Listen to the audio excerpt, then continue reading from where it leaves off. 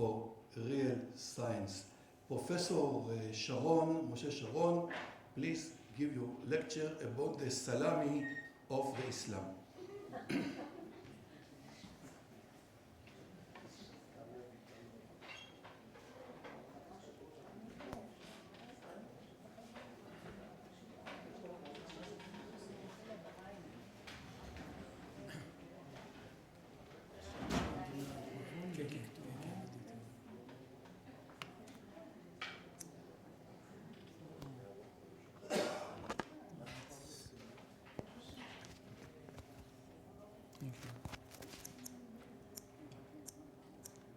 Oh, that's much better.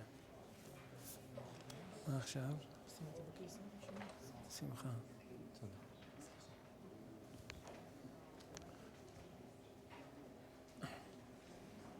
Good evening, ladies and gentlemen. First of all, it's a great honor for me to be this evening, this event, to celebrate with much sorrow you're leaving the academy for a while. But I'm sure that you'll not leave the academy in your research, talking to Professor Zaritsky. I was thinking how I'm going to connect this lecture, which has to do with my studies of Islam for the last 50 years, with the lecture that was given before about Darwinism, whether it's scientific or not, whether it is religious or not. And in fact, I found out that Islam in the 7th century already spoke about natural selection. And in fact, the birth of Muhammad, the creator of Islam, is an outcome of a divine, and if you want, natural selection. In Arabic, the name of Muhammad, Muhammad's got many names, but one of the most important name is Mustafa. Mustafa in Arabic means he who was selected.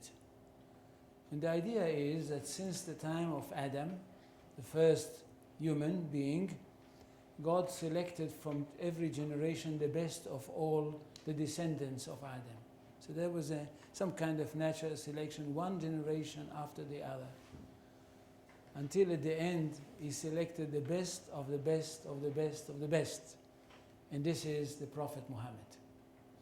And he chose him to give him his word, the exact word of God, and of course selected him to be the prophet that will bring to humanity the finest of all revelations. This is Islam.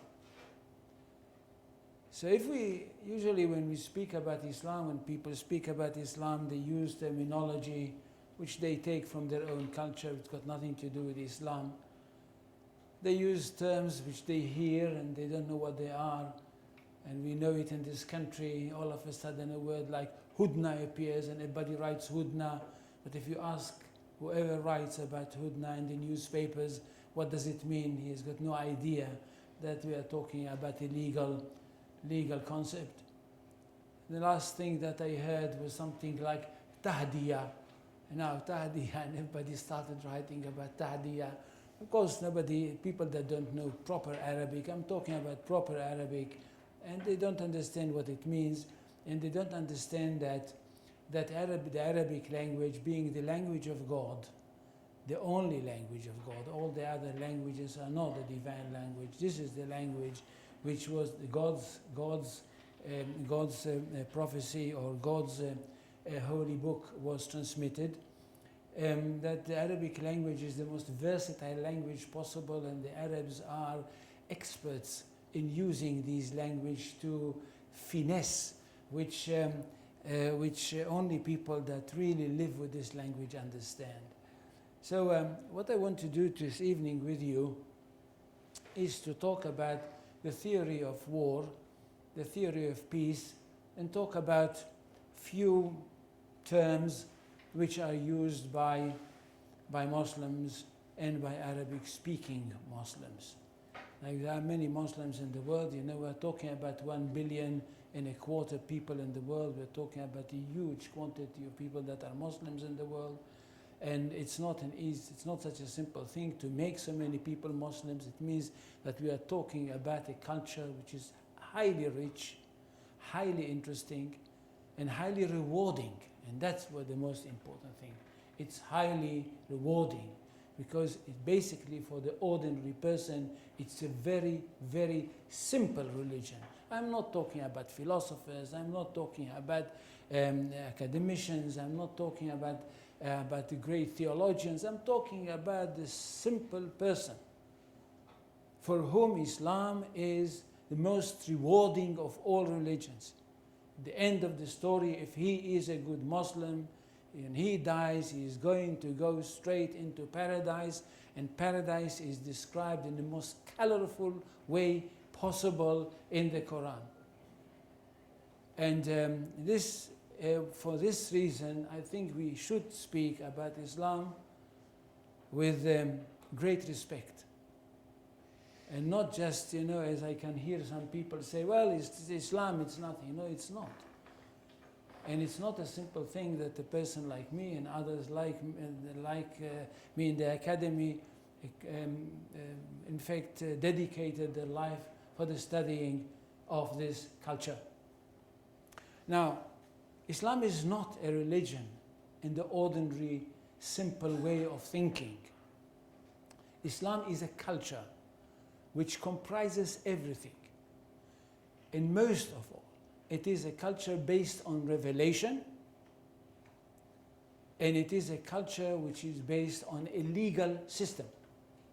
It is basically a legal system. It is a legal system which comprises everything. It comprises the life of the individual, it comprises the life of the society, it comprises the state. That's one thing. Secondly, it is a world religion. It's not like Judaism, which is not a world religion. It is connected with the chosen people, and it's only for them. And it's not connected with the territory of the world, it's connected with one small country. Islam is a world religion connected with the world, and it wants to establish world order. For Islam, the whole world is one state. And all the people of the world are those people who live in this one state. Now, when Muhammad came with this idea, the words came from God to him.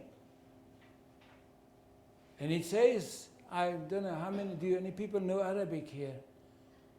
They don't. So I will not quote in Arabic. In Surah 61, verses 11-13, we hear that God sent Muhammad with the true religion, with the right message, with the right path, in order that it should overcome all the other religions. Which means that there is only one truth. Jews and Christians, which are called the people of the book, had once their own truth, but they were not a very good custodians, and they falsified their books. That's why Allah had to send another prophet, a modern prophet, that should bring the last word of God and the only word of God to humanity. This is the Quran. Nothing can be superior to it. And because of that, this religion is regarded to be one that stands on top of everything else. In Arabic, they say, Al-Islam ya'lu wa la yu'la alayhi. Islam is superior, nothing can be superior to it. Which means we are talking about not only the final word of God, not only about the finest word of God, but the truest of all revelations. Now, what does the community have to do? The community of the believers those people that were lucky enough to have their hearts open and to have accepted the call of the Prophet Muhammad. What do they have to do? They have a mission in this world, to bring the word of God to the whole universe, or if you want, to the whole of this planet. For this, they have got to make an effort. And the effort is, the end of the effort is that we will have one state. It's going to be an Islamic state all over the world. Now at the beginning, after the death of Muhammad, people that took his place, the caliphs, sent the armies of Islam. And they were very, very successful. Similar in many ways to the creation of the Roman Empire. Within 100 years, Islam created an empire by conquering all the nations, all the territories, from the Indus to the Atlantic, and from the Indian Ocean to the center of France. At the year 732, they were stopped. And they were stopped, and from then onwards, Islam first of all stabilized itself from the Pyrenees over Spain of today, North Africa, the Middle East, to the borders of India. The rest of the job of Islam, the rest of the work of Islam, was done not through the army, but through persuasion. Through persuasion, Islam entered beyond India. Through persuasion, Islam entered beyond the Oxus and the Jaxartes, talking about the two rivers pouring into the poor Aral Sea that doesn't exist anymore almost. Now, how was it created? Yes, Islam was stopped, and until today, of course, it dreams about creating a world empire. It is imperial by nature. But it's not imperial because Jack and John wants to create an empire, or Muhammad and Hussein want to create an empire, because Allah wants that His word and His law is brought to the rest of the world, not remaining only in Arabia. That's the idea which was created concerning the development of the Islamic law in the world as such. So how is it done? The Prophet spoke about the need to fight. And a term was created for this fighting. The term was jihad. But the word jihad is not a simple word as you probably read about it in the newspaper. It doesn't mean only a holy war. The word jihad comes from the Arabic verb jahada, which means to make an effort. And the jurists tell us, and we are talking about the jurists of Islam, the jurists tell us that there are 4 kinds of efforts. One, they say it's in the heart. One is by the hand. And one is by the sword. The one by the hand has got 2 sides to it. The one by the heart is the need for a person to fight the devil.